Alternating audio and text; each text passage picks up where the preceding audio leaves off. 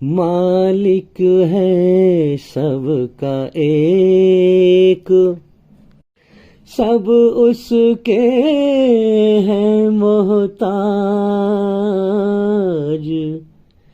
वो है मौत से पाक, वो किसी का नहीं मोहताज। वो है मौत से पाक, ना है उसका अंत और ना है उसकी शुरुआत। वो है मौत से पाक, उस जैसा सारे जहान में कोई नहीं, कोई नहीं, कोई नहीं। उसके सिवा किसी की इबादत करना नहीं, करना नहीं, करना नहीं। जी मोहम्मद दिलशाद साहब, मेरा सवाल ये है कि इस कबूल करने का मतलब क्या है और जिंदा ईमान कैसे बनता है, आसान तरीके से समझाएं। भाई बहुत अच्छा सवाल किया है कि इस्लाम कबूल करने का मतलब क्या है और जिंदा ईमान कैसे बनता है। जो इंसान को मौत के बाद कामयाबी मिले, हैं कामयाबी मिले। अब आम आदमी तो इन बातों को समझेगा हवाई बातें हैं, लेकिन अल्लाह ताला ने हमारा होश, जो होश हम दुनिया में लिए घूम रहे हैं, जिस होश में आप बैठे हैं, ये होश और ध्यान अल्लाह ने मांगा है, जिसने हमें सब कुछ दिया है। ये होश और ध्यान आमतौर पे लोगों ने दुनिया परस्ती में लगा रखा है और पीछे का ध्यान दीन पे लगा रखा है। तो असल मसला ये है, अल्लाह ने कायनात बनाई ही इसलिए है कि कौन मेरी कदर करता है और कौन मेरी नाकदरी करता है, कौन शुक्र करता है और कौन नाशुक्री करता है। तो अब मैं इस बात तो मैं जवाब तो दूंगा मैं, लेकिन सबसे पहले मुझे तुम्हारे ध्यान की ज़रूरत है, तुम्हारा ध्यान चाहता हूँ मैं। जब तक मैं जवाब दूँ तुम्हारा ध्यान चाहिए मुझे, एक पल को भी ध्यान ना हटे, एक बात भी मिस ना हो, हैं, एक बात भी बगैर सुने ना निकल जाए। तो भाई अपना ये होश और ध्यान अल्लाह के जिक्र में लगाओगे कि नहीं? हाँ, लगाना है। और अल्लाह से पहले हम दुआ कर लें भाई। हर चीज़ अल्लाह के सहारे से कायम है, अल्लाह किसी के सहारे से कायम नहीं है। तो हमें हर चीज़ में अल्लाह ही की ज़रूरत है। हम अल्लाह का रास्ता मांगें तो उससे मांगें, उसके सहारे से मांगें। अल्लाह के बगैर सहारे के कोई इंसान किसी भी तरह से कामयाब नहीं हो सकता। तो हम दुआ कर लेते हैं थोड़ी सी कि अल्लाह ताला हमारे इस होश और ध्यान को अपनी सच्ची राह की तरफ लगाए। कहो आमीन। आमीन। हाँ, और जो हमारी ज़िंदगी अब तक गफलत में गुजरी, जीवन की हकीकत से अनजान होकर गुजरी, हम पूरी ज़िंदगी से, ये नहीं कि हम एक आध गुनाह से माफ़ी मांगते हैं कि साहब मैंने वो गुनाह कर लिया है, मैं एक आध गुनाह से माफ़ी मांग रहा हूँ। भाई हम हैं ही गुनहगार, हर इंसान गलतियों का पुतला है।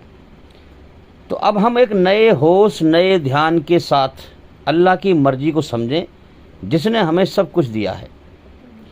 और जो हमारी पिछली ज़िंदगी है, गफलत में गुजरी है, हैं, अल्लाह से भटक के गुजरी है, इस पर हम पूरी ज़िंदगी से अल्लाह से माफ़ी मांगें कि अल्लाह हमारी पूरी ज़िंदगी जो गफलत में निकली है उससे हम माफ़ी मांगते हैं। अब आगे हम इस होश और ध्यान को तेरी तरफ देंगे, तेरी मर्ज़ी को समझेंगे। कहो आमीन। जोर से कहें आमीन। आमीन। हाँ, ऐ अल्लाह हमें माफ़ कर दे। तो ए अल्लाह हमारी पूरी ज़िंदगी जो गफलत में निकली है उससे हमें माफ़ कर दे। अब दूसरी बात ये समझ लें कि देखो अल्लाह की मर्जी क्या है ये समझें। दीन जो है किसी फ़िरके का नाम नहीं है, अल्लाह की मर्जी का नाम दीन है। तो अल्लाह की मर्जी को हम समझें। आजकल शैतान ने क्या धोखा दे रखा है, अलग अलग फ़िरके के लोग हैं, वो अपना जो है दिमाग की मेमोरी में कुछ रट लिया है, कुछ बातें रट ली हैं, मस्जिद में बैठेंगे अपना वही बात शुरू कर दी। अब बैठने वाले अपना फॉर्मेलिटी पूरी करते हैं, उन्हें बैठ जाओ भाई, बैठ गए। ज़्यादातर तो लोग चले जाते हैं निकल के, थोड़े बहुत बैठ जाते हैं तो जो बातें आम तौर पे सभी करते हैं वही बातें मेमोरी में रख रखी हैं, दिमाग के किसी कोने में धर रखी हैं, बैठे और अपने वही बात शुरू कर दी। तो उससे क्या होता है, लोग सोचते हैं भाई ये तो वही बातें हैं, अपने बैठे वहाँ ध्यान कहीं और लगा देते हैं। मिसाल के तौर पे किसी कैसेट में एक ही चीज़ भर दी जाए तो उसे शुरू में तो सुनेगा आदमी हैं, लेकिन जब बार बार वही चीज़ बजती रहेगी तो वो आदमी अपना ध्यान हटा लेगा। उन्होंने कहा क्या बार बार सुनना है, तो सुन रखी है मैंने, वही चीज़ चल रही है हैं। लेकिन अगर उसी कैसेट में अगर दसियों चीज़ भर दें अलग अलग हैं, ज़्यादा भर दें और, तो उस पर इंसान ध्यान देगा फिर। तो इल्म का हासिल कर लेना हिदायत की शर्त नहीं है, ये भी समझ लें हम। बहुत से लोग इल्म हासिल कर लिया, साहब मदरसे में पढ़ लिए और इल्म दिमाग के किसी कोने में रखा हुआ है, बस बयान करना शुरू कर दिया। बल्कि अल्लाह से ताल्लुक़ दिल से बनेगा, दिल अल्लाह की तरफ मुड़े, सिर्फ माथा ना झुके, दिल भी झुके अल्लाह की तरफ। दिल झुकेगा तो कुछ अल्लाह ताला दिखाएगा, और सिर्फ माथा झुकेगा तो फिर कुछ हाथ नहीं आएगा। इंसान का दिमाग अल्लाह ने ऐसा बनाया है कि ये जब तक अगर सो जाएगा तो दिमाग शांत रहेगा, वरना इसका दिमाग में कुछ ना कुछ चलता रहेगा। इसका दिमाग चलता रहता है, इसके दिमाग में कुछ ना कुछ चलता रहेगा। अगर इसका ये होश और ध्यान अल्लाह की तरफ है, अल्लाह की तरफ से मतलब क्या है, ये जो किताब है अल्लाह की कुरान, ये क्यों आई है, ताकि अल्लाह की मर्जी को जाना जाए।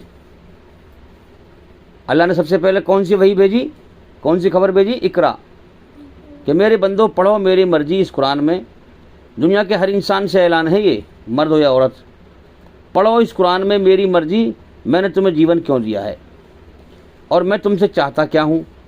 अगर तुमने सब कुछ पढ़ लिया, मेरी मर्जी ना पढ़ी, तो तुम्हारा जीवन नाकाम है, तुम इस परीक्षा में फेल हो हैं।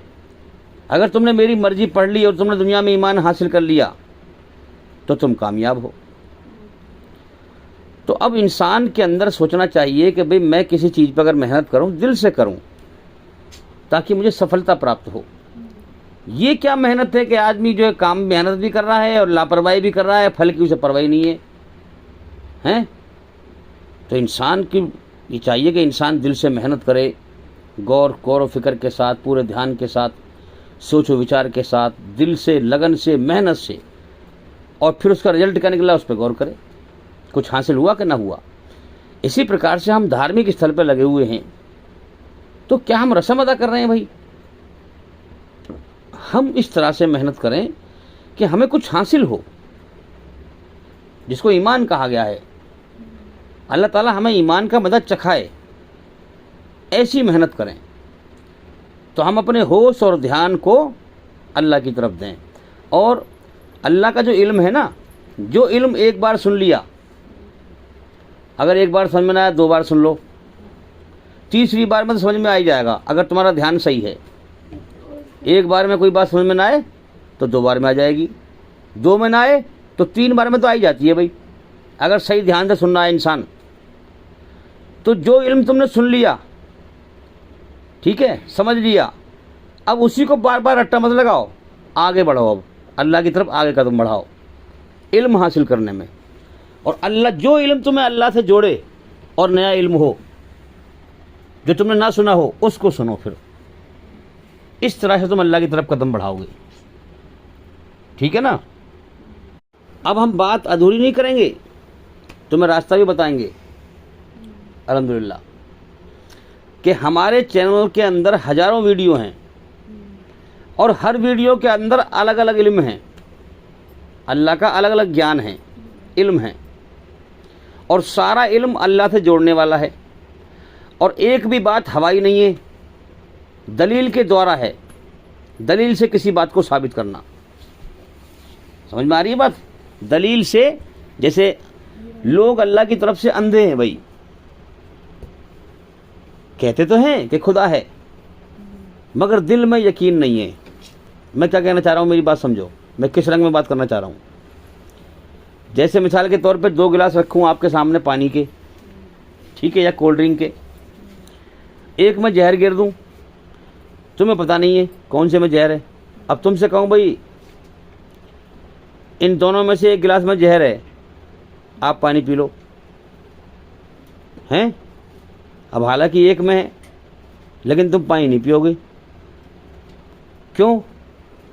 तुम्हें पता ही नहीं कौन से में जहर है। क्या पता मैं जहर वाला पी लूँ, मैं तो मर जाऊंगा। समझ में आ रही है बात? तो अब तुम्हें दूर से ही जो है उस पर कितना यकीन हुआ, दूर से ही जो है तुम्हें कितना यकीन हुआ उसके ऊपर, तुमने पानी भी नहीं पिया। अंधेरे में रस्सी पड़ी हो बल खा के, काली रस्सी हैं, सांप की तरह दिख रही हो, तुम उससे हाथ नहीं लगाओगे, दूर से देख करके डर है उसका कि काट लेगा तो मर जाएंगे, तुम उससे हाथ नहीं। ये अंदर यकीन बैठ जाता है, इंसान के अंदर जो है यकीन बैठ जाता है। भाई अंधेरे कमरे में एक असली सांप हो, एक रस्सी पड़ी हो काली, हैं, तो तुम उसे हाथ नहीं लगाओगे, पता ना कौन सी रस्सी है कौन सा सांप है, और रोशनी कर दोगे तो तुम्हें फिर दिखाई दे जाएगा। तो एक यकीन है। अभी मिसाल के तौर पे जैसे आग ने हमें छुआ नहीं, आग ने हमें छुआ नहीं, लेकिन आग से हमें कितना यकीन है कि जला देती है, ये जला देती है। इसी प्रकार से दिल में यकीन ठुक जाता है। अब अल्लाह का यकीन दिल में कैसे ठुकेगा भाई? हम अल्लाह के कुरान के द्वारा अल्लाह की मर्जी को समझें, अल्लाह की पहचान करें तरीके से और कायदे से, दलील के एतबार से। देखो हमारा दिल दिमाग से दिमाग की खुराक क्या है? दलील। दिमाग को दलील चाहिए, भाई ये बात ऐसे क्यों है, मैं इसको क्यों मानूं, दलील दो इस बात की, जब तुम्हें मानूंगा। जैसे मान लिया कोई आदमी कहने लगे भाई तुम कह रहे खुदा है, भाई खुदा है तो दलील दो मुझे, जब तो मानूंगा मैं।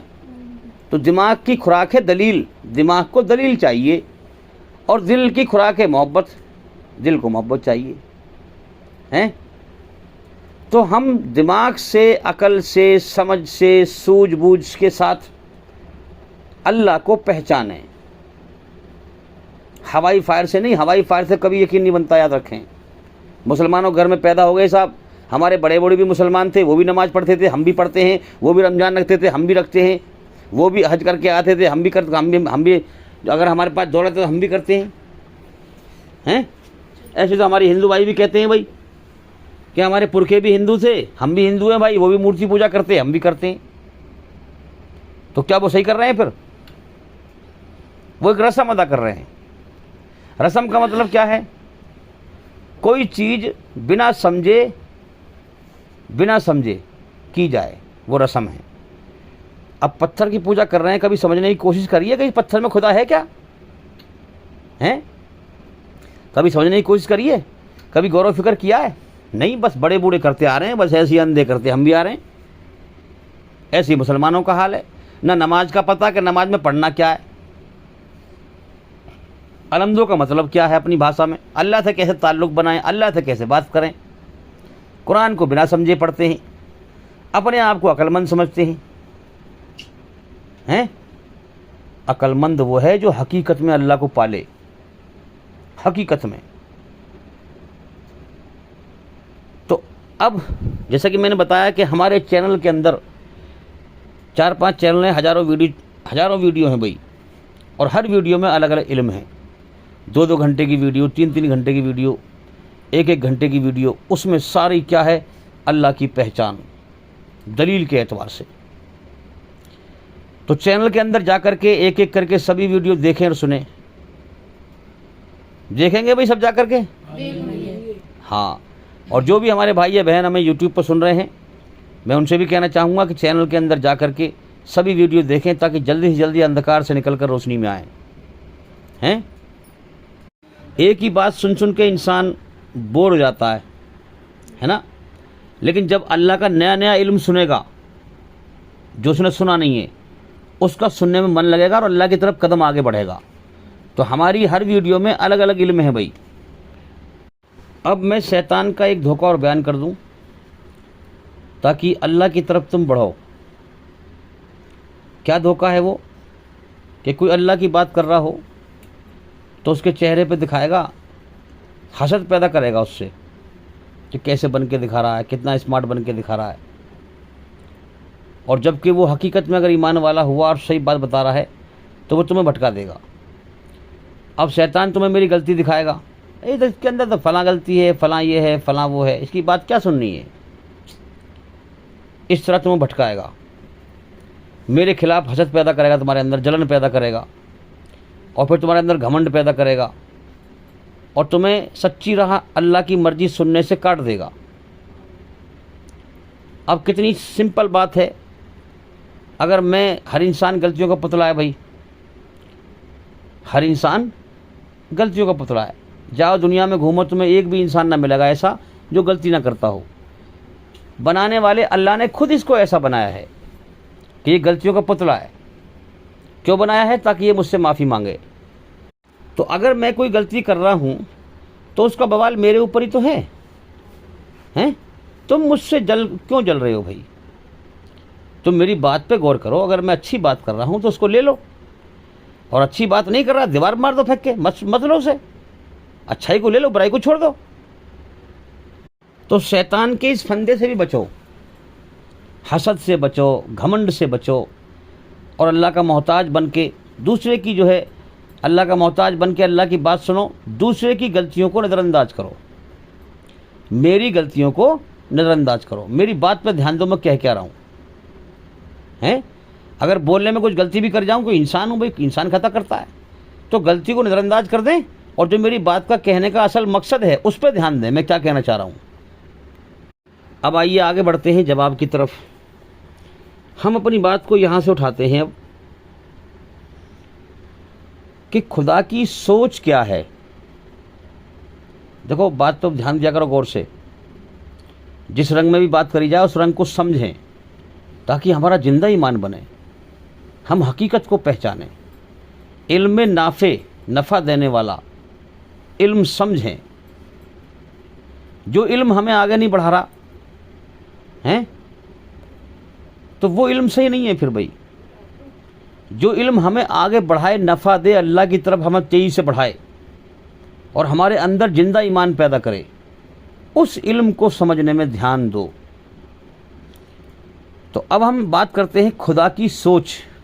देखो ना, इस कायनात के बनने और चलने में एक सोच है, इसके पीछे एक समझ है। मैं कोई चीज़ बनाऊं, तस्वीर बनाई मैंने, कोई तस्वीर बना के धर दी मैंने, कोई कहने लगे भाई ये खुद पे खुद बन गई। इतनी बढ़िया तस्वीर बनाई हैं, पेंटिंग से बना दी मैंने और धर दी बना के। अब कोई कहने लगे आकर, कह रही है तस्वीर तो जो अपना आप बन गई ऐसे ही। बता भी पागल है क्या ना वो? और एक आदमी कह रहा नहीं पागल, इसके पीछे बनाने में एक सोच है, एक समझ है। देख आंखें कितनी बढ़िया बनाई हैं, कान कितने बढ़िया बनाए हैं, चेहरा कितना अच्छा बनाया है, हाथ पैर कितने अच्छे बनाए हैं। इसके पीछे बनाने में एक सोच है, एक समझ है। तो ये इंसान अक्लमंद है, इसने अकल का सही इस्तेमाल किया। और वो जो कह रहा है कि ये अपना बन गई ऐसे ही, वो पागल है, बेवकूफ़ है। अल्लाह ने उसको भी अकल दी थी, मगर उसने अकल का सही इस्तेमाल ना किया, अल्लाह की कदर ना करी। कदर करता तो खोज करता, अल्लाह की दिल से खोज करता। अच्छा, शैतान का एक तीर और है आज के ज़माने में, क्या? अरे कि ज़्यादा बारीकी में जाना बेकार है, गुमराह हो जाएंगे। अल्लाह के मामले में ज़्यादा इल्म हासिल मत करो भाई, ये भी शैतान गुमराह करता है। अरे बेवकूफ़, अल्लाह की पहचान में बारीकी में जा, जब तुझे अल्लाह मिलेगा। अल्लाह ने अकल तुझे दी इसलिए है कि मेरी पहचान कर दुनिया में जाकर। शैतान तुझे काट रहा है हकीकत से। दुनिया में लगा रहे तू बस अपना, दुनिया में लगा बारीकी दिमाग अपना, खूब बारीकी से दिमाग लगा दे मुझे दुनिया में, काम में, धंधे में, ज़मीन जायदाद खरीदने में, दुनिया बटोरने में। अल्लाह के दीन में मत लगा बारीक दिमाग, ज़्यादा बारीकी मत जावे। ये शैतान भटकाता है, जबकि जीवन मिला ही है अल्लाह की पहचान करने के लिए, उसका इल्म हासिल करने के लिए, उसकी मर्जी को बारीकी से समझने के लिए। ये भी शैतान का धोखा है। बनाने वाला कायनात को कह रहा है पूरी दुनिया धोखा है, खेल तमाशा अल्लाह कह रहा है। इस जुमले पर गौर करके बस इस पर ध्यान रख लें कि भाई अल्लाह जब बनाने वाला कह रहा है दुनिया धोखा है, तो भाई कैसे कैसे धोखा है, मैं इस धोखे से बचूं और हर चीज़ पर ध्यान दूं। मैं कहाँ कहाँ धोखा खा रहा हूँ, लोग धोखा खा रहे हैं, उन्हें परवाही कुछ नहीं है। तो अब हम सबसे पहले यहाँ से शुरू करते हैं अपनी बात को कि जिसने ये कायनात बनाई है, इस कायनात के बनाने में और चलाने में और हमें पैदा करने में अल्लाह की मखलूक तो बहुत सारी है, लेकिन हम अपने बारे में बात करेंगे पहले कि ताकि जल्दी से जल्दी हम जागें। भाई ज़िंदगी जा रही है हाथ से, ज़िंदगी जा रही है, मौत कभी भी आ सकती है। अगर बगैर ईमान के मर गए तबाही फिर जाएगी, समझे। इस बात को हल्के में न लें, दिल से लें, गौर व फिक्र से बात को समझें। तो हमें बनाने में खुदा की सोच क्या है। जैसे तस्वीर बनाई किसी ने, उसने जो है तस्वीर बनाई, कोई ख्याल उसके दिमाग में आया, कोई सोच आया, उसके पीछे सोच थी, एक समझ थी कि मुझे फ़लाँ की तस्वीर बनानी है, ऐसे ऐसे आँख बनाने, ऐसे कान बनाने।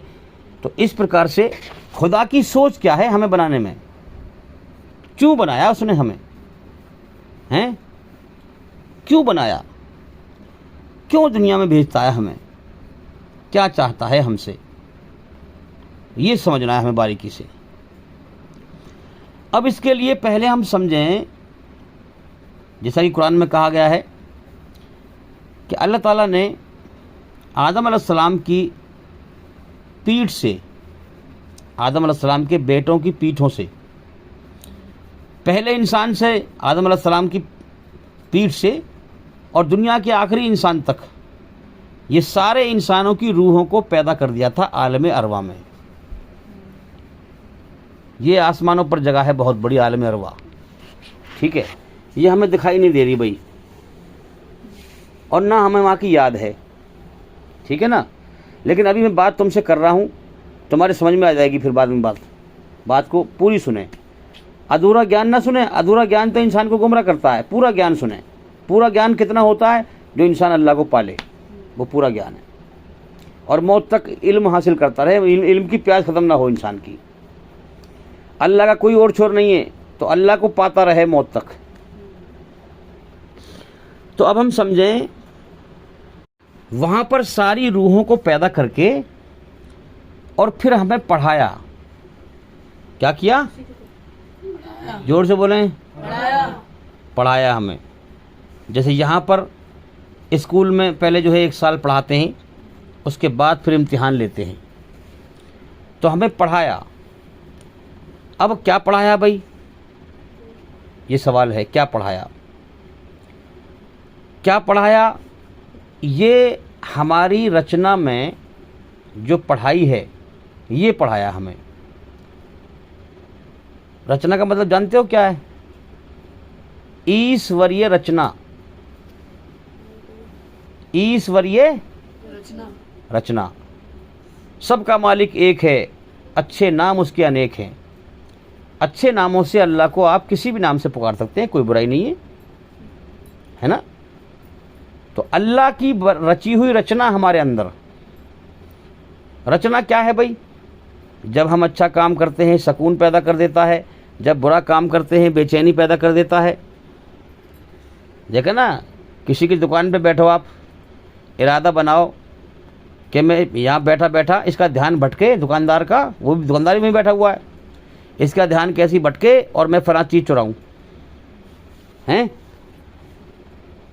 करके देखना, अल्लाह ताला तुम्हारे अंदर से बेचैन कर देगा बुराई, बुरे काम करने पर तुम्हारे दिमाग का डिसबैलेंस ख़राब कर देगा सब। तुम्हारा दिल घबराएगा, दिल कांपेगा, हाथ पैर भी कांपेंगे, दिमाग का सारा डिसबैलेंस ख़राब हो जाएगा। ये है रचना, हैं? जब अच्छा काम करोगे, किसी भूखे को खाना खिला दोगे तो तुम्हें सुकून से भर देगा। समझ में आ रही है बात? ये है रचना। अच्छाई में सुकून पैदा कर दिया, बुराई से बेचैन करता है। इंसान के अंदर गलती का मादा है, हाँ, शर्म व हया का मादा, फीलिंग अंदर से, माँ सामने आई कुछ और फीलिंग हो रही है, बहन सामने आई कुछ और फीलिंग हो रही है, बीवी सामने आई कुछ और फीलिंग हो रही है।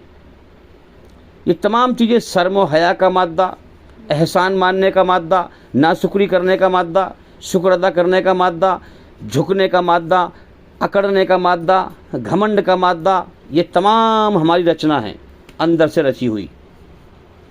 समझ में आ रही है बात? नहीं, इंसान कोई पत्थर की मूर्ति नहीं है भाई, ना देख सके, ना सुन सके, ना चल सके, ना फिर सके, ना बोल सके, ना उसके अंदर कोई एहसासात है, ना ख्यालात है, ना सोच है, ना समझ है। हमारे अंदर तो अल्लाह ने रचना रची है, हमारे अंदर पढ़ाई पढ़ाई है पहले अल्लाह ने हमें, आलम अरबा में पढ़ाई थी हमें ये पढ़ाई।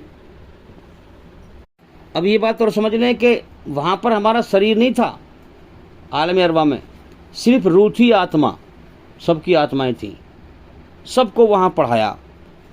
पहले इंसान आदम अलैहिस्सलाम से लेकर और क़यामत तक के आखिरी इंसान तक सारे इंसानों की रूहों को, आत्माओं को वहाँ पर अल्लाह ने, ईश्वर ने पढ़ाया। कुरान मजीद में कहा गया है कि अल्लाह वो है जिसने हर चीज़ को पैदा करके उसे जीवन जीने का तरीका सिखाया। अब इसमें कायनात की हर चीज़ आ गई, फरिश्ते भी आ गए, जिन्नात भी आ गए, कीड़े मकोड़े, चरिंदे परिंदे, कायनात का कण कण इसमें आ गया। लेकिन हम करेंगे अपनी बात, इतना समय नहीं है, हैं? हमने औरों के जीवन पे भी बात करी है, उस पर वीडियो बनाई है हमने कि अल्लाह ने क्या जीवन जीने का तरीका सिखाया। हम अपनी बात करेंगे। सबसे पहले हम अपने अंदर मन में डूबकर जो रचना रच के माँ के पेट से हमें भेजा है, उस अल्लाह ने, उस रचना पर गौर करें कि हर चीज़ अल्लाह के सिवा पैदा की हुई है भाई। पहले तो ये समझ लें, अगर मेरे अंदर सच का रास्ता बनाया एक तो सच पे चलने का, ये भी मखलूक, ठीक है। फिर सच में सुकून रख दिया, ये भी मखलूक। एक रास्ता झूठ का बनाया, बुराई का बनाया, बुराई से बेचैन कर देता है, तो बुराई भी मखलूक और बेचैनी भी मखलूक।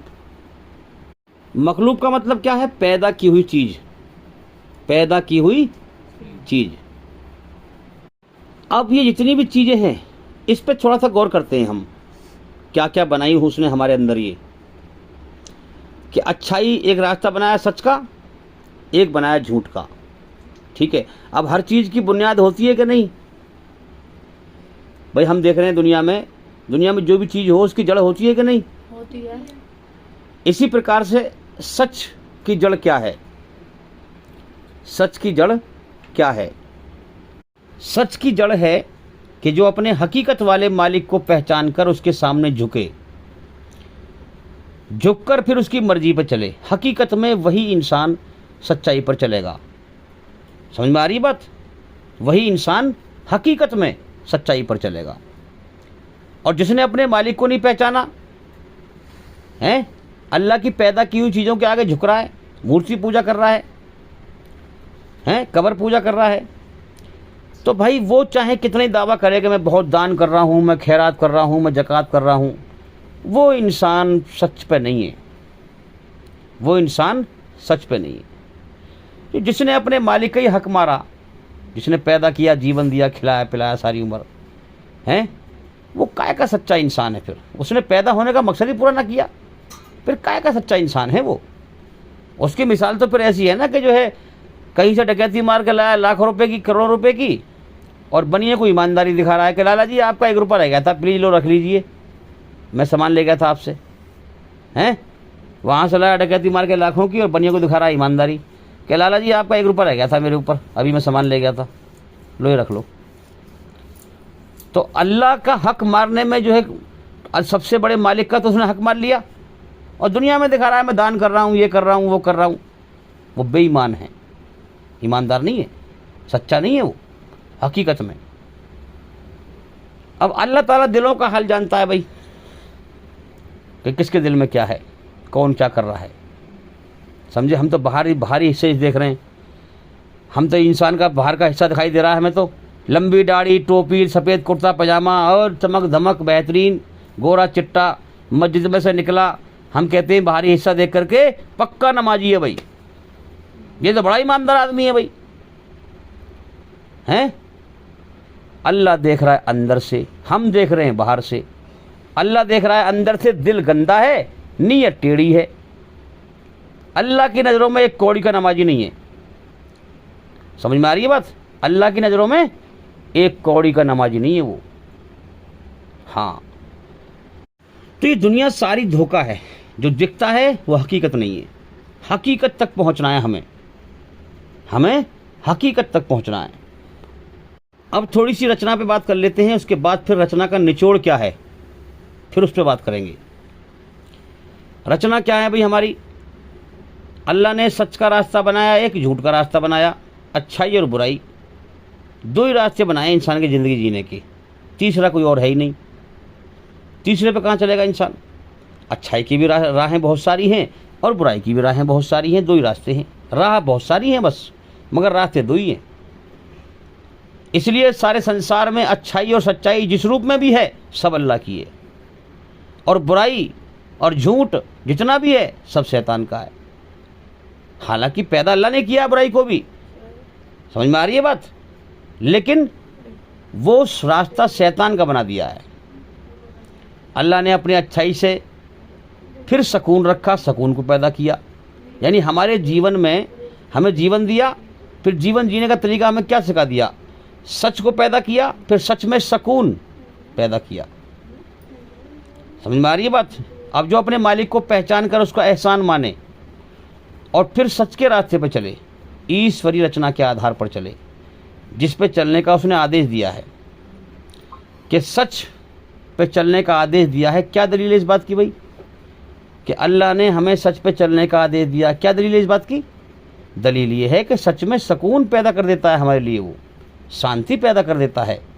ये इशारा है समझने के लिए कि अल्लाह ने हमें सच पे चलने के लिए पैदा किया है।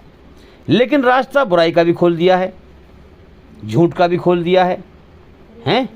क्योंकि इम्तिहान लिया है हमारा। लेकिन अल्लाह ताला झूठ पर, बुराई पर चलने से राजी नहीं है, याद रखें। तुम उसके हुक्म के खिलाफ चल रहे हो, तुम उसकी रचना के खिलाफ चल रहे हो, है ना? हाँ। अब सच पर चलने पर और झूठ पर चलने पर, सच और झूठ की फीलिंग अंदर से अलग अलग है कि नहीं?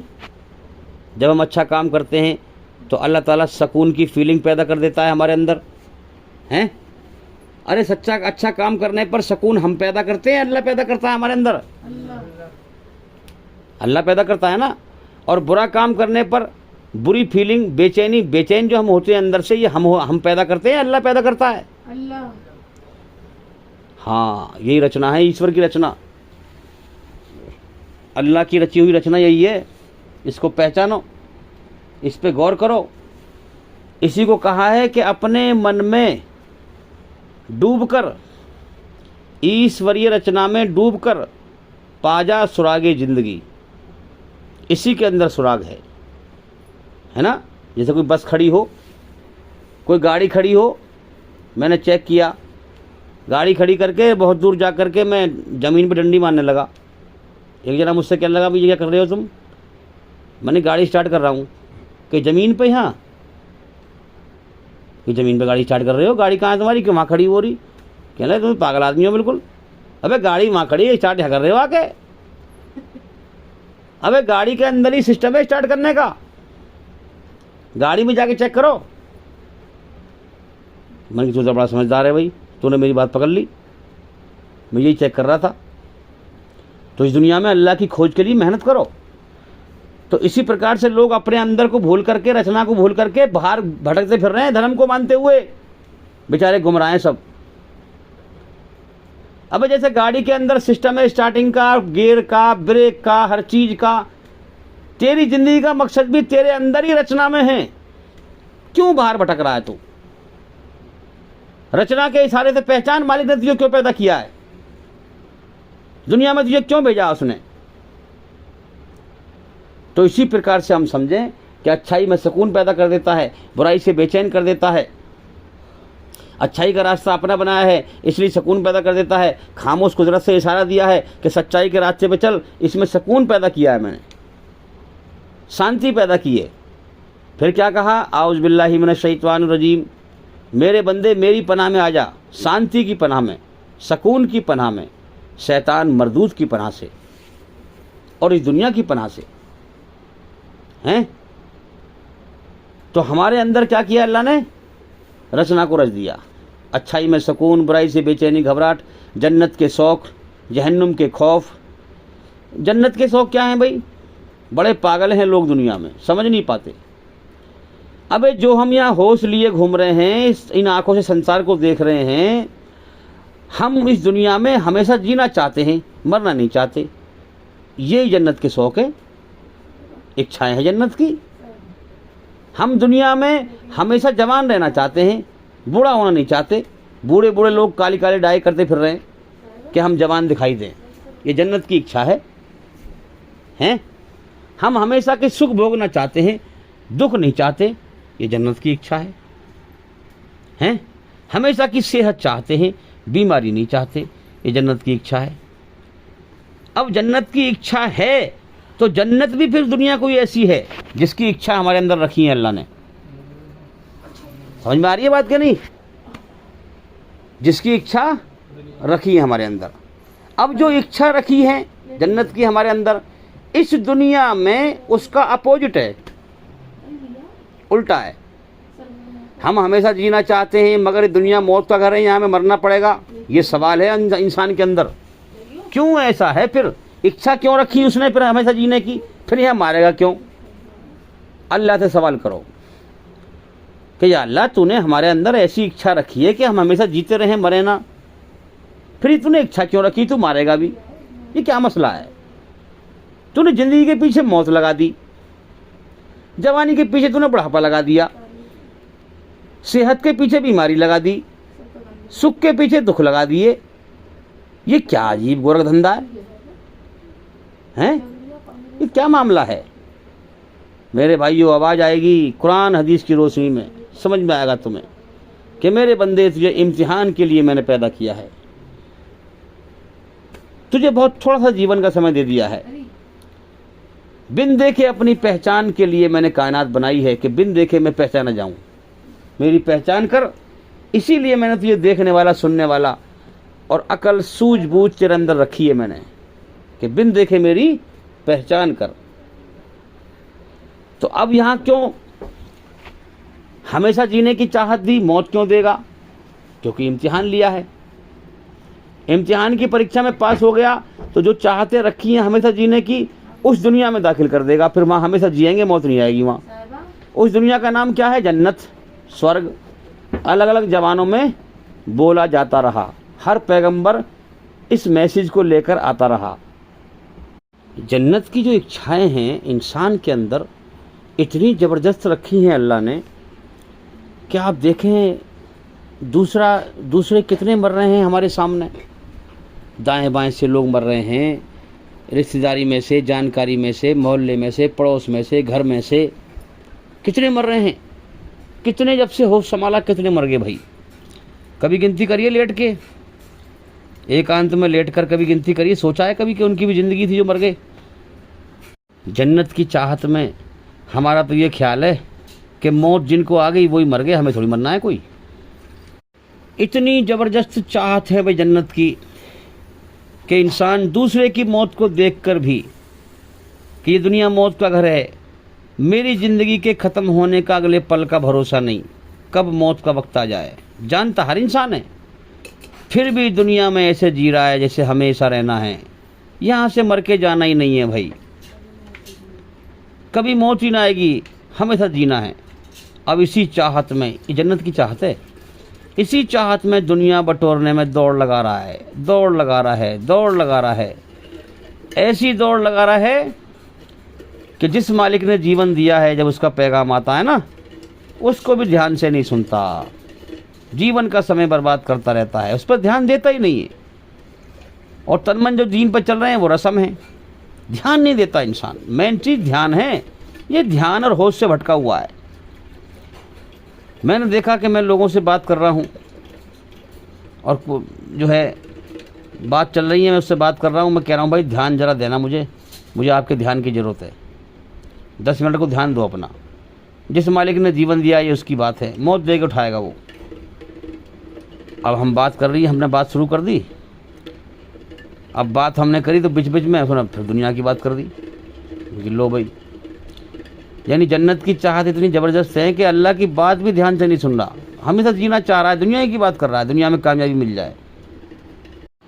अब आइए, खुदा ने रचना कैसे रची, खुदा की समझ और सोच क्या है रचना रचने में, इस बारे में बात करेंगे भाई हम थोड़ी सी। पहले रची मतलब जैसे मेहंदी होता है ना, कोई पक्की हो, महंगी पक्के रंग की, जो रंग छुटे ही ना, खाल छुट जाए मगर रंग ना छुटे, ऐसे रचना हमारे अंदर रच दी। रचना रूह के अंदर रची हुई है भाई, याद रखें, शरीर के अंदर नहीं है। रूह शरीर से निकल जाती है तो शरीर काम करना बंद कर देता है फिर। तो रूह के अंदर ही सोच समझ है, अच्छाई बुराई की समझ है ना। तो भाई फरिश्ते तो पहले से ही थे जो अल्लाह की इबादत करते थे। अल्लाह एक ऐसी अजीब हस्ती है जो अकेला तन्हा है, उससे बड़ा कोई नहीं, उसके मुकाबले कोई नहीं, उस जैसा कोई नहीं है। मौत से पवित्र, मौत को भी उसने पैदा किया, यानी हर चीज़ को उसके सहारे की ज़रूरत है, उसको किसी के सहारे की ज़रूरत नहीं है। खुदा का मतलब क्या है भाई? जो अपने ज़िंदा रहने में किसी के सामने मोहताज ना हो, लाचार ना हो, बेबस ना हो। तो फरिश्ते पहले से थे, जिन्नात भी थे। अल्लाह ने नई मखलूक पैदा करी, इंसान, आदम अलैहिस्सलाम। अब खनखनाती मिट्टी से आदम अलैहिस्सलाम का पुतला बनाया। अब वो पुतला काफ़ी समय तक पड़ा रहा, उसके बाद में फिर उसमें अल्लाह ने रूह फूंक दी। कुरान में जिक्र है कि हमने रूह फूंक दी, यानी रूह जो है ना, हमारी रूह कौन सी है भाई? ये जो मेरी आवाज़ तुम्हारे कान तक पहुंच रही है, ये है रूह, आत्मा। और जो मैंने अपने शरीर की खाल पकड़ ली, ये मेरा शरीर है। इस रूह को मौत पर निकाल लेगा अल्लाह ताला। मेरा शरीर मिट्टी से बना है, ये मिट्टी में पड़ा रह जाएगा, मिट्टी में तुम मिला दोगे इसे।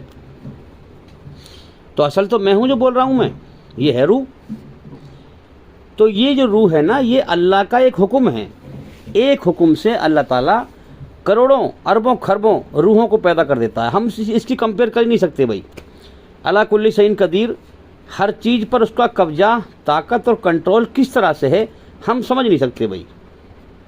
ये तो अल्लाह ही जाने कि किस तरह से वो हर चीज़ पर कादिर है।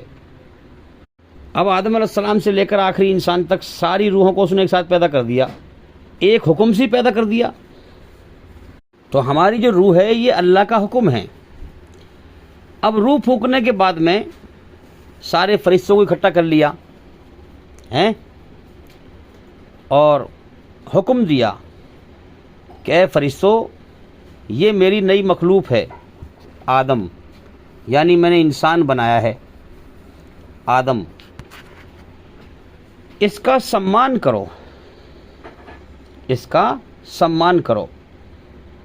अब यहाँ बहुत से लोग कहते हैं कि भाई आदम को सजदा कराया, कहा कि आदम को सजदा करो। नहीं मेरे भाई, सजदा तो सिर्फ अल्लाह ही के लिए है। अल्लाह ताला अपनी मखलूक जो भी पैदा करता है वो इसीलिए पैदा करता है ताकि उसके आगे सर झुकाए, उसके आगे हाथ फैलाए। अल्लाह ताला कभी मखलूक को मखलूक के आगे सर झुकाने का, सजदा करने का हुक्म नहीं देगा, याद रखें। हाँ, अल्लाह की शान के खिलाफ है ये बात, बल्कि ये बात सच है कि अल्लाह ने सबको हुक्म दिया कि आदम का सम्मान करो। जो सम्मान हम नहीं करते, जैसे कोई बादशाह हो और कोई नया उसका कोई कोई नया इंसान कोई आए, उसका कोई प्रिय जानने वाला कोई, और जो उसकी प्रजा है वो जानती ना हो उसको, तो बादशाह अपने दरबार में खड़ा होकर के क्या कहेगा प्रजा से उसके लिए कि भाई ये मेरा नया मेहमान है, ये मेरा फलां खास आदमी है, इसका सम्मान करो। तो लोग क्या करेंगे, हल्के तो ऊपर को हाथ बांध के सर झुका देंगे, हल्का सम्मान करेंगे, इज्जत करेंगे उसकी कि हाँ अल्लाह की पहचान, अल्लाह ताला उसकी पहचान, भाई हमने उसकी पहचान कराई, उस बादशाह ने उसकी पहचान करा दी कि ये मेरा खास आदमी है, सम्मान करो इसका। ऐसे अल्लाह ने जो है आदम अलैहिस्सलाम की पहचान कराई कि ये मेरी नई मखलूक है, इसका सम्मान करो। तो सारे फरिश्तों ने सम्मान किया, मगर इब्लीस ने ना किया। अच्छा, इब्लीस जो है ये जिन्नों में से है, ये फरिश्ता नहीं है, ये फरिश्तों में शामिल था, ये जिन्नों में से है। तो इसने सम्मान नहीं किया, इसके अंदर जलन पैदा हो गई, तकब्बुर घमंड पैदा हो गया। अब वो अलग मैटर है भाई, उस बारे में बहुत सारी वीडियो है हमारी, हम जहाँ बात कर रहे हैं वहाँ बात करेंगे पहले। तो अल्लाह ताला ने फिर क्या किया भाई, हमारी जो रूह है, आत्मा है, इसके अंदर रचना को रचा। अब देखो ना, पहले तो आदम अलैहिस्सलाम का बेजान पुतला था मट्टी का बना हुआ, फिर इसमें रूह फूंक दी, एक जान डाली, समझ में आ रही बात, एक जान डाल दी। और फिर जान डालने के बाद में फिर इसके अंदर एहसासात, रचना, तमाम चीज़ें रची। कैसे रची ये थोड़ा सा खंडन करूँगा मैं। दो चीज़ें इसके अंदर अलग अलग अपोजिट रखी, शुक्र अदा करना, नाशुक्री करना। यानी कि अल्लाह ने ये पहचान दी कि मैंने तुझे बनाया, तू कुछ ना था, तेरा कोई वजूद नहीं था, तुझे मैंने बनाया, अब मैं अपनी बनावट में ज़िंदगी तुझे दूंगा। एक जान डाल दी है ना, ज़िंदगी देकर ज़िंदगी जीने का तरीका अब सिखा रहा है कि ज़िंदगी कैसे जीनी है तुझे। अब शुक्र अदा करना, नाशुक्री करना, ये दोनों मादे हमारे अंदर रच दिए हैं। हाँ, कि शुक्र अदा करेगा तो इसमें बड़ी शांति है, नाशुक्री करेगा तो इसमें अशांति है। शुक्र अदा करेगा, मैं तेरा मालिक हूँ, मुझे पहचान कर, मेरा शुक्र अदा करना। शुक्र अदा करने का मतलब है किसी को मालिक मानकर, किसी का एहसान मानकर, उसके एहसान को पहचान कर उसका शुक्र अदा करना।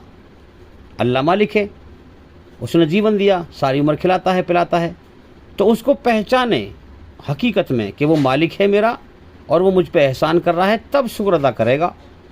और नाशुक्री का मतलब ये है कि मालिक को बिल्कुल जो है इनकार कर दे, है ना, भुला दे, इनकार कर दे। उसने जीवन दिया, हर वक्त खिला रहा है पिला रहा है, इनकार कर दे, नाशुक्री करे, मालिक ही ना माने अल्लाह को। मैं खुद अपनी मर्जी का खुदा हूँ, मैं खुद अपनी मर्जी का मालिक हूँ, मैं अपनी मनमानी से जीवन जीऊँगा। तो अल्लाह ने इंसान के अंदर खुदाई का मादा भी रखा है। तो जो खुदा की मर्जी पर नहीं चलता, जो अपने मर्जी का खुद खुदा बना हुआ है, अपनी मनमानी कर रहा है, हाँ, तो इंसान को बनाने में खुदा की समझ क्या है कि शुक्र का मादा रखा, एहसान मानने का मादा रखा, और कि मेरे बंदे, मैंने दुनिया बनाई है ताकि मैं बिन देखे पहचाना जाऊं। तुझे मैंने इसलिए पैदा किया है, अकल दी है, सूझबूझ दी है, आँखें दी हैं, ताकि तू कायनात में, हाँ, कायनात में बिन देखे मुझे पहचाने। ईश्वर का मतलब क्या है? ईश्वर, दो शब्द हो गए इसमें, ईश्वर। ई का मतलब इस कायनात के मालिक को, स्वर का मतलब स्वर से पहचानो, आवाज़ से पहचानो। तो इस कायनात को मेरे बंदे तुझे इम्तिहान के जहान में भेजा जाएगा, और तुझे कायनात बनी हुई दिखाई देगी, मैं बनाने वाला तुझे नहीं दिखाई दूंगा। कायनात चलती हुई दिखाई देगी, मैं चलाने वाला तुझे दिखाई नहीं दूंगा, क्योंकि मुझे ये पसंद है कि बिन देखे तू मुझे पहचानना, बिन देखे तू मुझसे डरना है और बुराई से बचना, बिन देखे तू मुझसे मोहब्बत करना, बिन देखे मुझे पहचान करके मैं तेरा मालिक हूँ, हैं, और मेरा शुक्र अदा करना, मेरा एहसान मानना। तो मैंने तेरे अंदर शुक्र और एहसान को इसीलिए पैदा किया है ताकि तू मुझे पहचान कर मेरा शुक्र अदा करे, मेरा एहसान माने।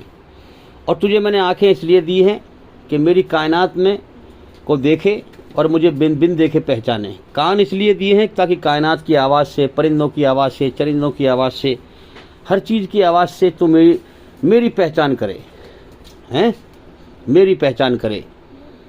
और तुझे अकल, सूझबूझ, समझ ये इसलिए दिए मैंने ताकि तू कायनात में मेरी पहचान करे। मेरी पहचान करके और फिर उसके बाद एहसान का मादा, शुक्र का मादा इसलिए मैंने पैदा किया है ताकि मेरा एहसान माने हैं और मुझे मालिक पहचाने। अब फिर रचना में झुकने का मादा रखा कि हमारे अंदर झुकने का मादा भी है कि मुझे पहचान कर अकल से, आंखों से कायनात देखना, हाँ, और कानों से मेरी कायनात की आवाज़ सुनना, और अकल से, अकल की सूझबूझ से मुझे पहचानना, और फिर पहचान कर मेरा एहसान मानना कि मैंने तुझे जीवन दिया है।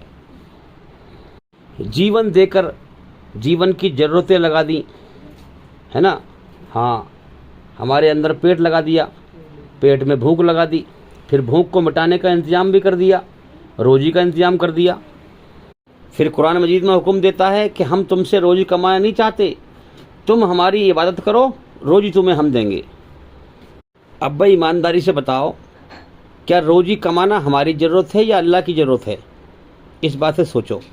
बड़े अल्लाह की मर्ज़ी बड़ी पेचीदा है भाई, याद रखें। अल्लाह की मर्ज़ी बाल से ज़्यादा बारीक है, तलवार की धार से ज़्यादा तेज़ है। यही सिराते मुस्तकीम है दुनिया में, सीधा रास्ता अल्लाह का। और यही सिराते मुस्तकीम क़यामत के दिन जहन्नुम के ऊपर पुल सरात का पुल बन जाएगा। जिसने यहाँ सिराते मुस्तकीम पहचान लिया, ये रास्ता, और इसी रास्ते पर चल के ईमान हासिल कर लिया, अल्लाह की मोहब्बत हासिल कर ली, तो वहाँ अब जो यही रास्ता जो पुल बनेगा ना वहाँ पर जहन्नुम के ऊपर, इस पुल को बड़ी आसानी से पार कर जाएगा। फिर अगर यहाँ ना पहचाना इसने, अपनी फ़िरका परस्ती में उलझा रहा, अल्लाह की मर्ज़ी को ना पहचाना इसने, सिराते मुस्तकीम को ना पहचाना इसने, तो जहन्नुम के ऊपर यही रास्ता जो है पुल बन जाएगा, वहाँ कट के नीचे गिर जाएगा। क्योंकि जब तक इस रास्ते पे आएगा नहीं, ईमान मिलेगा नहीं इसको। दीन तो अल्लाह की मर्ज़ी का नाम है ना कि फ़िरका परस्ती का नाम है। इसको दीन हक कहा गया है ईश्वरी रचना के आधार पर। अब दीन हक से लोग हटे हैं तो फ़िरकों में बटे हैं और ऐसे उलझे हुए हैं कि कुएं के मेंढक की तरह हैं कि बस उसी में चक्कर लगा रहे हैं। बस यही है, बस हमारा दीन, हमारा मजहब, बस यही है, बस हमारा फ़िरका जो है यही दीन है। बस बाहर निकलने को तैयार नहीं, रोशनी हासिल करने को तैयार नहीं।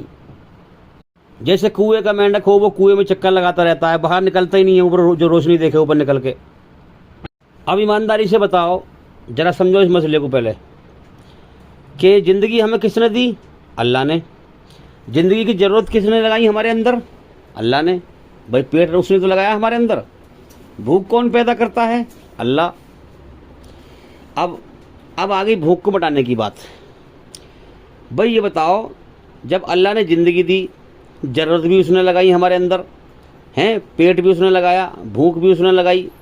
अब हमें, अगर हम रोज़ी ना देगा हमें, तो हम जिंदा कहाँ से रहेंगे भाई? फिर जब जिंदा नहीं रहेंगे तो इम्तिहान कहाँ देंगे? फिर हम अच्छाई बुराई पे चलकर इम्तिहान कैसे देंगे फिर अल्लाह को हम? इसलिए अल्लाह ताला ने ज़िंदगी दी, ज़िंदगी की ज़रूरतें लगाई, पेट लगाया, भूख को भी वही मिटाएगा, उसकी ज़रूरत है। भाई खाने को देगा जब भी जिंदा रखेगा हमें, जिंदा रखेगा तो इम्तिहान लेगा हमारा। जब जिंदा ही ना रहेंगे तो इम्तिहान कहाँ से लेगा फिर हमारा? तो रोज़ी की फ़िक्र और ज़रूरत हमारी हुई कि अल्लाह की? अल्लाह की ज़रूरत है, उसने जीवन दिया है तो उसने ज़रूरत लगाई है। ज़रूरतों को पूरा ना करेगा तो जिंदा कहाँ से रहेंगे फिर हम? जब जिंदा ना रहेंगे तो फिर इम्तिहान कैसे देंगे फिर हम? इसलिए अल्लाह ताला हमें जिंदा रखना चाहता है ताकि हम इम्तिहान दें, जीवन का समय पूरा करें। अब तुम सोच रहे होगे भाई जब कमाने को नहीं जाएंगे तो खाने को कहाँ से आएगा? उसका भी मसला समझ लो पहले। देखो अल्लाह का कहने का मतलब क्या है? कुरान में सबसे पहले क्या कहा? अल्हम्दुलिल्लाहि रब्बिल आलमीन, सब तारीफ़ मेरे लिए है, मैं सारे जहानों का पालनहार हूँ, सबका पालने वाला हूँ। फिर उस अल्लाह ने वही बात कही कि मैं पालता हूँ। तो इसमें क्या मसला है? अल्लाह ताला क्या कहना चाह रहा है? मसला ये हुआ, जैसे बस का ड्राइवर होता है या ट्रक का ड्राइवर होता है, मेन ध्यान तो रहता है उसका सामने, एक पल को भी ध्यान नहीं भटकता उसका। अगर भटक गया तो गाड़ी खाई में गिर जाएगी, है कि नहीं? तो मेन ध्यान तो रहता है सामने रोड पे, और पीछे का ध्यान रहता है गियरों पे। पीछे का ध्यान गियरों पर रहता है। इसी प्रकार से हमारा मेन ध्यान तो हो मेन ध्यान और मेन होश तो हो अल्लाह की पहचान में, अल्लाह को राज़ी करने में, और पीछे का ध्यान हो दुनिया कमाने में। जब अल्लाह के नज़दीक दुनिया की वैल्यू मच्छर के पर के बराबर भी नहीं है तो फिर हम क्यों समझें भाई? मेरे नज़दीक भी नहीं होनी चाहिए फिर मच्छर के पर के बराबर वैल्यू दुनिया की हैं। जो अल्लाह की मर्जी वो मेरी मर्जी। अब यहाँ लोग दुनिया बटोरने में लगे पड़े हैं, रोजी के पीछे भाग रहे हैं, अल्लाह की तरफ कोई ध्यान नहीं। तो अल्लाह ने इंसान के अंदर झुकने का मादा पैदा किया कि मेरे सामने झुकना, मेरी पहचान करना, हाँ, और फिर बिन देखे मेरी पहचान करके मुझसे मोहब्बत करना, और दुनिया की हर चीज़ को नापसंद करके दुनिया का धोखा पहचान कर, ये सब दुनिया धोखा है। दुनिया की हर चीज़ को नापसंद करके मुझ अकेले दुनिया बनाने वाले को पसंद करना, और दुनिया से दिल हटाना और दिल मुझसे लगाना, तो मैं अपनी मोहब्बत तेरे दिल में दाखिल कर दूंगा। दूसरा रास्ता बनाया, ये रास्ता बनाया अल्लाह ने अपने लिए, इसीलिए हमें बनाया उसने, ताकि हम उसको पाएँ, उसे पहचानें, उसे राज़ी करके जाएं, है ना। फिर जन्नत की इच्छाएं भर दी उसने हमारे अंदर, कि जन्नत की इच्छाएं, जीने की चाहत भर दी, कि जा दुनिया में जीने की चाहत मैंने तेरे अंदर भर दी है। जब जीने की चाहत ना हो तो कौन जी रहा है भाई? जीने की चाहत अल्लाह ने भरी, ये भी अल्लाह की मखलूक है, हैं। अब लोग देखो दुनिया में कैसे दौड़ लगा रहे हैं, मरने का बिल्कुल भी ख्याल नहीं है, जीने की चाहत में मस्त हैं लोग। तो जीने की चाहत भर दी हमारे अंदर कि जाओ उस दुनिया में, हाँ, तेरी जीने की चाहत भरी है मैंने, ये अलग दुनिया की है, और तू वहाँ जाएगा तो वहाँ तुझे अलग सिस्टम मिलेगा। तू जीना चाहेगा, वो मौत का घर होगा, दुखों का घर होगा, बीमारियों का घर होगा, मुसीबतों का घर होगा। क्यों करा है मैंने ऐसा? ताकि तू दुनिया में दिल न लगाए और हकीकत को पहचाने कि मेरे अंदर जो जन्नत की चाहते हैं तो दुनिया भी इसकी कोई है। मालिक ने मुझे क्यों पैदा किया है? इम्तिहान के लिए पैदा किया है इस दुनिया में। अगर मैं उसको राज़ी करके मरा, अपनी इच्छाओं को, मैंने जन्नत की इच्छाओं को यहाँ पूरा ना किया और मैंने अल्लाह की इच्छाओं को पूरा किया, अपनी इच्छाओं को मार दिया अल्लाह की इच्छाओं के सामने, तो फिर अल्लाह ताला मेरी इन इच्छाओं को, एक दुनिया है, जब मेरे अंदर इच्छा है तो दुनिया भी है, उस दुनिया में मुझे दाखिल करेगा, मेरी इच्छाएँ सारी पूरी करेगा, वो जन्नत की दुनिया है। अब दूसरा रास्ता बनाया अकड़ने का, अहंकार का, घमंड का, मरोड़ का और इनकार का, नाशुक्री का, बुराई का, फसाद का, हैं। हाँ, ये रास्ता भी अल्लाह ने बना दिया, बुराई को पैदा कर दिया, नाशुक्री का मादा इंसान के अंदर पैदा कर दिया, झूठ का मादा पैदा कर दिया, है ना। ये तमाम जो है दूसरा रास्ता ही बना दिया। ऊपर से शैतान को भी जो है इम्तिहान का जरिया बना दिया कि ये मन में बुरे ख्याल डाले।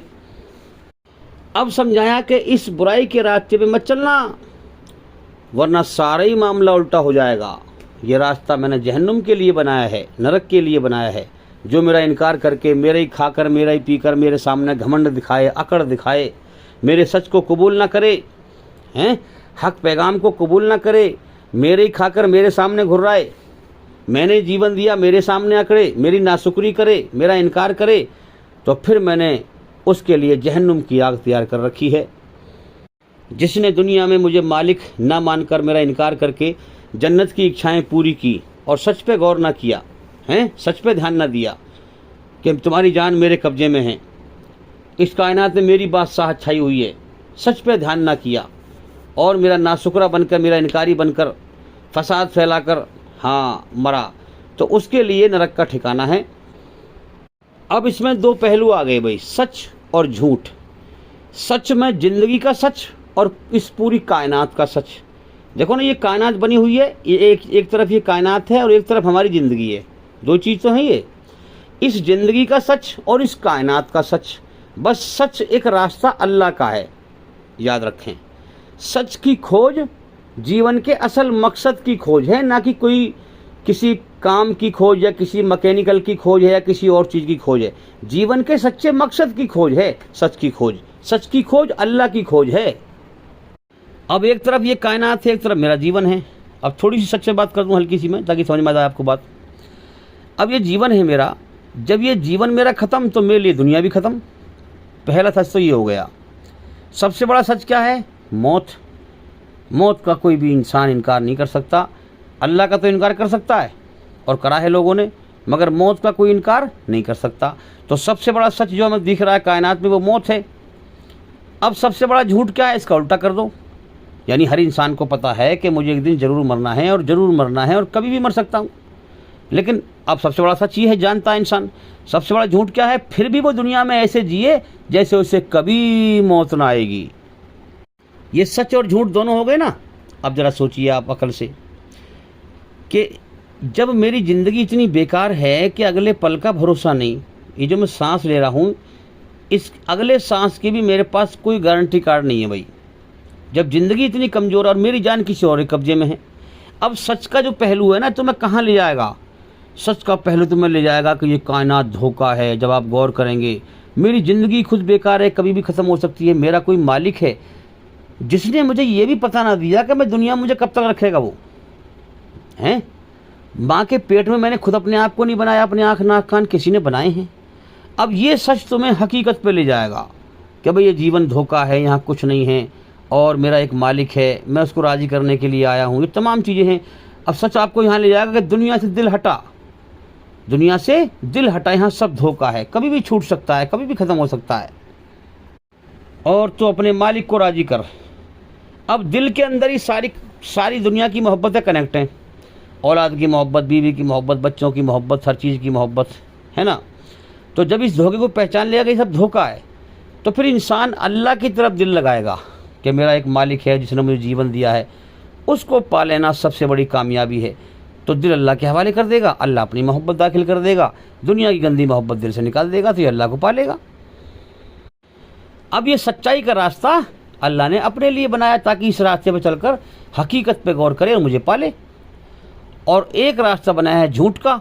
झूठ का रास्ता क्या है कि मालिक का इनकार करे, उसकी नाशुक्री करे, हैं उसकी नाशुक्री करे और दुनिया को, सच को नज़रअंदाज करके झूठ पे चले, दुनिया को हमेशा घर समझ के जिए और जन्नत की इच्छाएं इसमें पूरी करने में लगा रहे और जीवन का समय पूरा करके अल्लाह का इनकारी बन के मर जाए और मरने के बाद नरक की आग में जाए।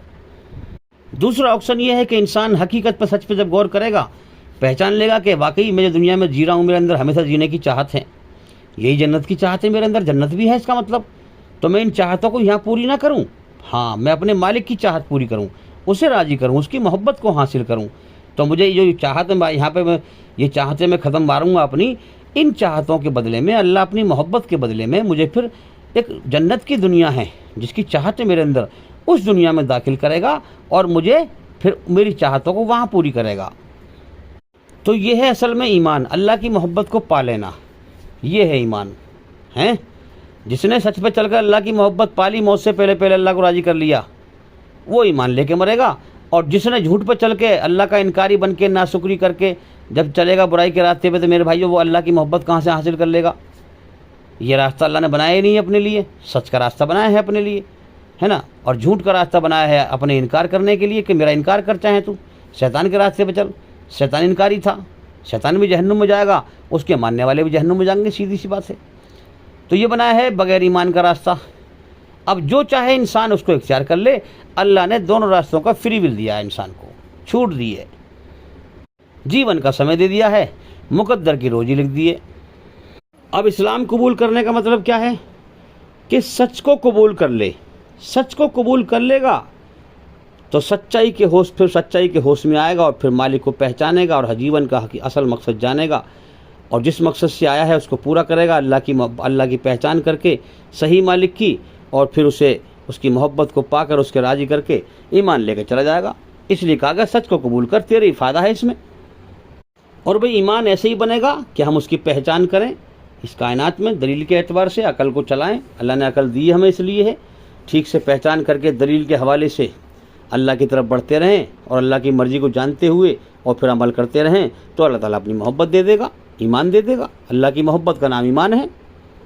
जब भी हमें जीवन के समय में होश आ जाए, दुनिया गफलत का जहान है, जब भी हमें होश आए हम अल्लाह से जो है माफ़ी मांगें, एक आध गुनाह की नहीं, पूरी ज़िंदगी की माफ़ी मांगें कि अल्लाह मेरी सारी ज़िंदगी गफलत में निकल गई, तो मुझे माफ़ कर दे। अब मैं तेरी तरफ ध्यान दूंगा, तेरी मर्ज़ी को जानूंगी।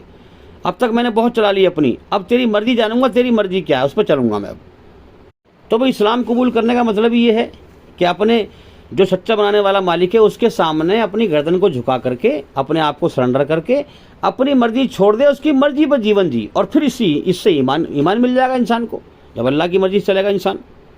अब इसमें 4 काम करने हैं भाई कम से कम, जो वाला सर में बताए हैं कि पहला लाना है ईमान दिल से, उसके बाद फिर नेक अमल करने हैं अल्लाह की मर्जी पर चलते हुए, सच पर चलना है, फिर सच को दुनिया में फैलाना है, और फिर पूरी दुनिया पर सब्र करना है सब्र करना है। जो भी सच्चाई के रास्ते में तकलीफ आए सब्र करना है कि दुनिया धोखा है, अल्लाह मुझे मेरी मेहनत का बदला मौत के बाद देगा। तो मेरे भाइयों, अल्लाह का जो हुक्म है वो सच पे चलने का है। अब ये नहीं कि सच और झूठ की मिलावट करके तो दीन पे चले, नहीं, यही तो फ़र्क है। पूरी दुनिया में जितने भी धर्म हैं, मजहब हैं, फ़िरके हैं, इन सब में एक धर्म है, उसको पहचानो वो कौन सा है, जो पूरी तरह तुम्हें बुराई से पवित्र करता है, बुराई से पाक करता है, सच्चाई पर चलाता है, वो है सच्चा धर्म, और वो है कुरान मजीद और मोहम्मद सल्लल्लाहु अलैहि वसल्लम की जीवनी ज़िंदगी। तो याद रखें हम कि उन सारे धर्मों में सच और झूठ की मिलावट है, मगर जो ईश्वर का शुद्ध धर्म है, जो इंसान की आत्मा को, रूह को बुराई की गंदगी से पवित्र करता है, वो है कुरान मजीद। अल्लाह ताला को अच्छाई बुराई की मिलावट पसंद नहीं है, सच पर चल। पहला सच क्या है? शिर्क से पाक हो, मालिक की पहचान ठीक से कर, और फिर उसका अधिकार पहचान, उसका हक पहचान, उसका हक अदा कर, शिर्क से बच। जैसे तुम्हारे सामने शीशे गिलास में पानी हो साफ, और उसमें एक बूंद पेशाब का कतरा डाल दे तुम्हारे सामने, तुम पी लोगे उसे? नहीं पियोगे।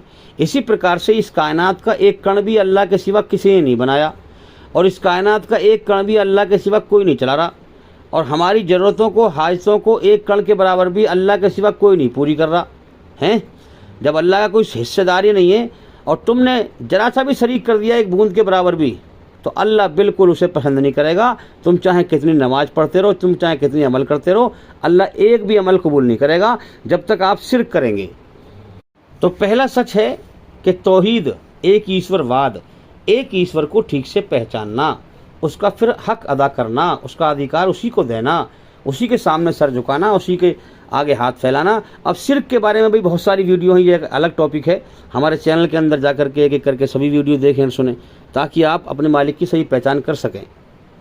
तो याद रखें, अल्लाह ताला अच्छाई बुराई की मिलावट पसंद नहीं करता। पेवर सच पर चलो और झूठ को छोड़ो। ईमान की शर्त यह है कि बुराई चाहे एक कण के बराबर भी क्यों ना हो, एक जर्रे के बराबर भी क्यों ना हो, उसको नापसंद कर। अल्लाह की मर्जी ये है, उस पर ना चल। और सच्चाई चाहे एक कण के बराबर भी क्यों ना हो, एक जर्रे के बराबर भी क्यों ना हो, उसको पसंद कर, उस पर चल। यहाँ से ईमान की स्टार्टिंग होगी। पहले अंदर की जो रचना है ना, उसको जिंदा करो। जब अच्छाई बुराई बराबर नहीं है तो अच्छाई बुराई की मिलावट करके तब तुम धर्म पे मत चलो, वरना अल्लाह पसंद नहीं करेगा। लोग दुनिया में धोखा खा रहे हैं कि अच्छाई बुराई पर चलकर मिलावट करके अच्छाई बुराई की ईमान मिल जाएगा। भाई अल्लाह ईमान नहीं देगा ऐसे। या फिर लोग अच्छाई बुराई पर चलकर दीन की रस्म अदा कर रहे हैं। तो याद रखें, पेवर सच पर चलने से ईमान मिलता है। अगर तुम जवान से गाली बकते हो, चुगली करते हो, गीबत करते हो, ये बुराई की मिलावट अल्लाह को पसंद नहीं है। पहले अपनी नीयत बनाओ कि मैं आज के बाद झूठ से बिल्कुल बचूंगा, बुराई से बिल्कुल बचूंगा, सच्चाई पर चलूंगा, ये मेरी नीयत होगी सीधी राह पर चलने की। अब जो इंसान गलतियों का पुतला है, अगर गलती अनजाने में होगी तो अल्लाह से माफ़ी मांग लूँगा, तो ये रास्ता सही है। मैं अल्लाह की धरती पे किसी तकलीफ नहीं दूंगा। हाँ, कोई भी इंसान अच्छा मुसलमान हो ही नहीं सकता। कब तक? जब तक कि वो पहले अच्छा इंसान ना बन जाए। पहले अच्छा इंसान बन, तब मुसलमान तो बहुत आगे की चीज़ है।